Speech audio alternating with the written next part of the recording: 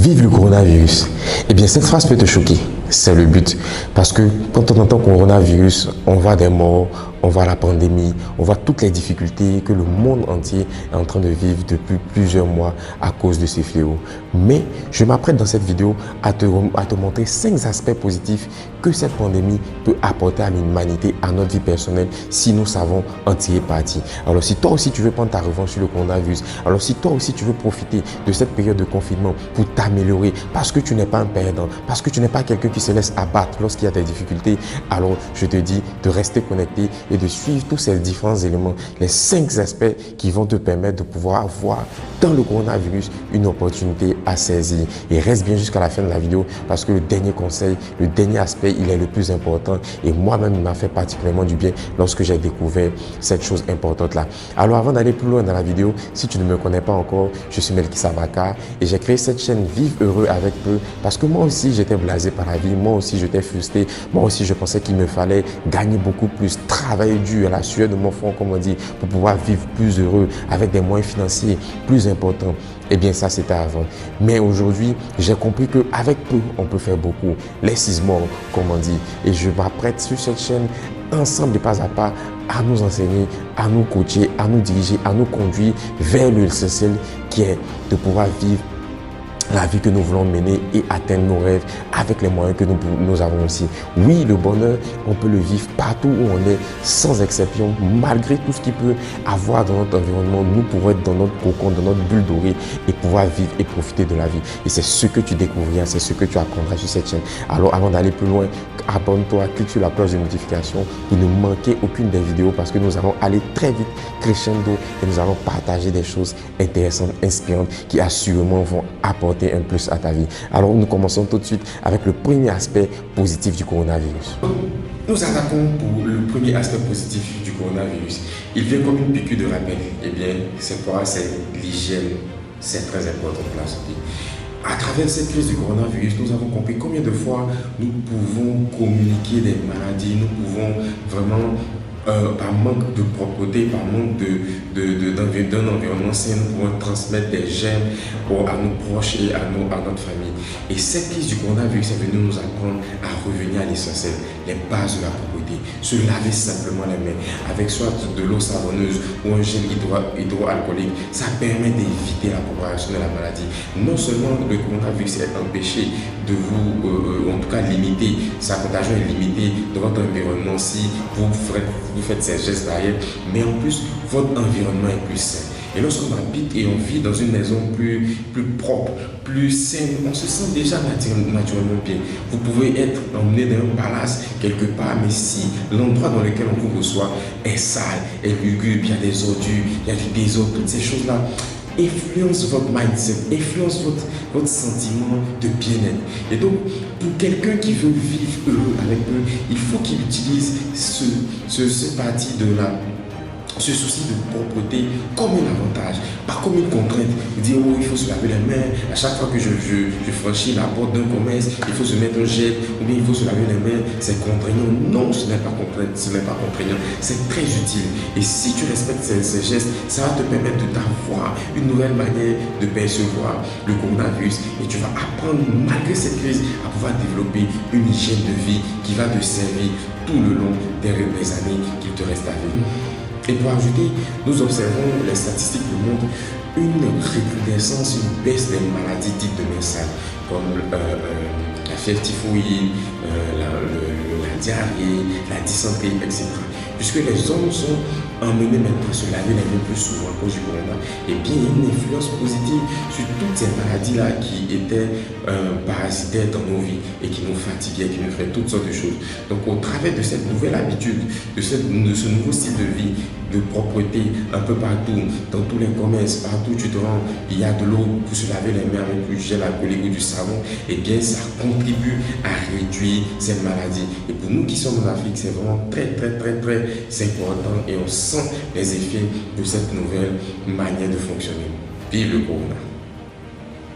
Le deuxième aspect positif qui est aussi important que nous pouvons retirer de cette crise du coronavirus, c'est l'initiation, ou je vais dire l'apprentissage à la responsabilité des plus jeunes.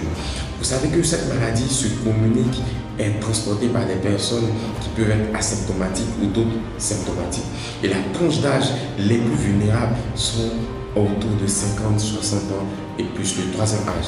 Et malheureusement, les statistiques le montrent, c'est que ce sont les jeunes gens qui sont plus résistants à ce virus, qui le communiquent à ces personnes fragiles.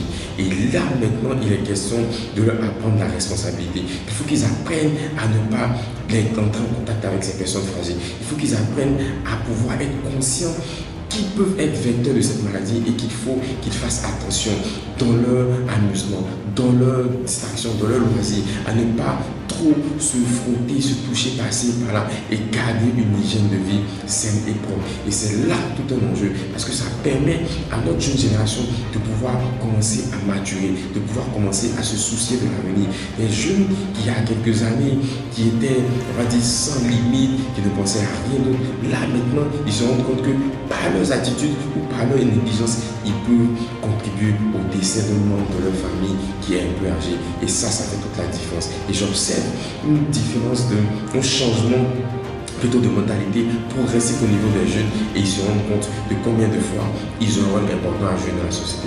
Et ça, c'est quelque chose de bien parce que déjà, ça met en eux des semences, des graines et des dispositions pour encore à l'avenir être plus responsables et prendre soin de leur famille et de leur vie.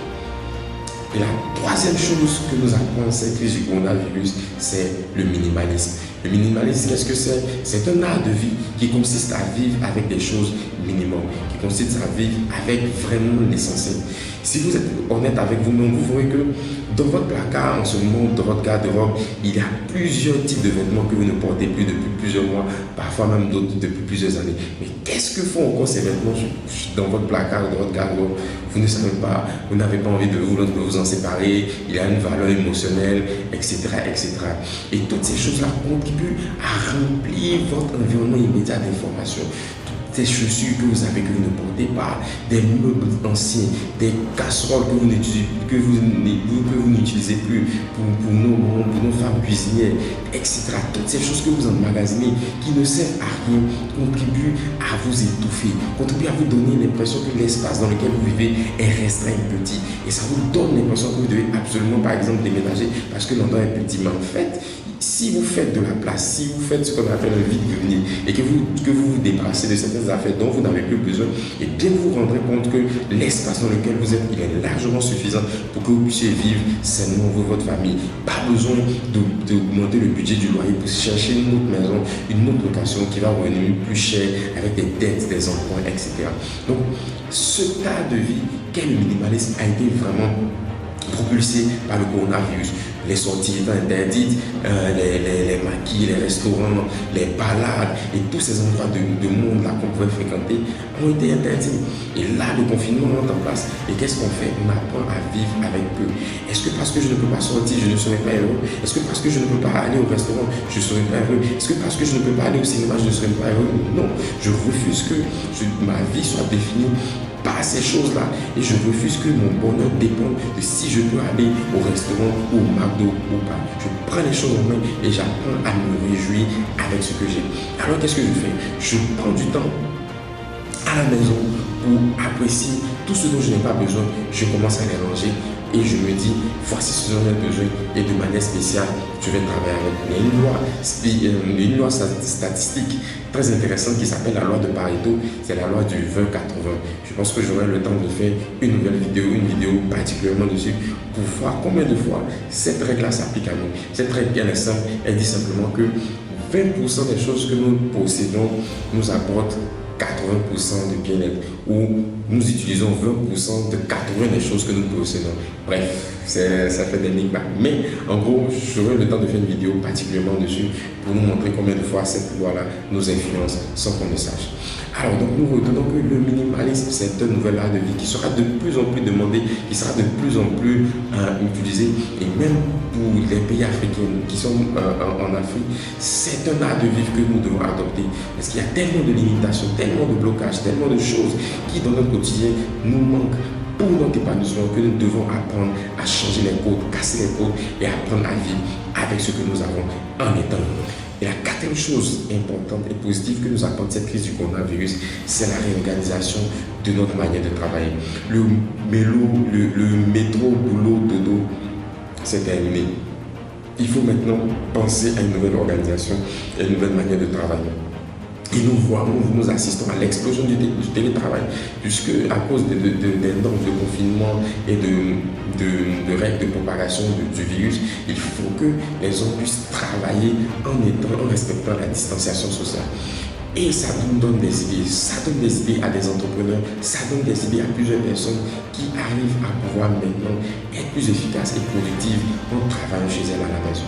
Eh bien, c'est une opportunité à saisir, apprendre à réorganiser sa manière de travailler, apprendre à travailler de manière plus intelligente, de manière plus organisée, de manière plus efficace, plutôt que d'être forcément dans un bureau pendant 8 heures ou un open space avec tous ses collègues. Vous pouvez organiser votre journée tout seul chez vous à la maison et travailler de manière efficace pour profiter au maximum du temps que vous avez. Et ça, on n'allait pas l'avoir s'il n'y avait pas eu ce coronavirus pour nous emmener à réfléchir à l'essentiel, pour nous emmener à nous poser et à éviter toutes sortes de distractions, toutes sortes de courses après l'argent, de l'heure c'est l'argent, l'argent c'est l'heure, time is money, toutes ces choses-là, courir par-ci, courir par-là, prendre beaucoup d'engagement, plusieurs choses, ne pas respecter des délais, etc., etc. Toutes ces choses-là ont contribué à salir la réputation de certains entrepreneurs, à décourager certaines personnes.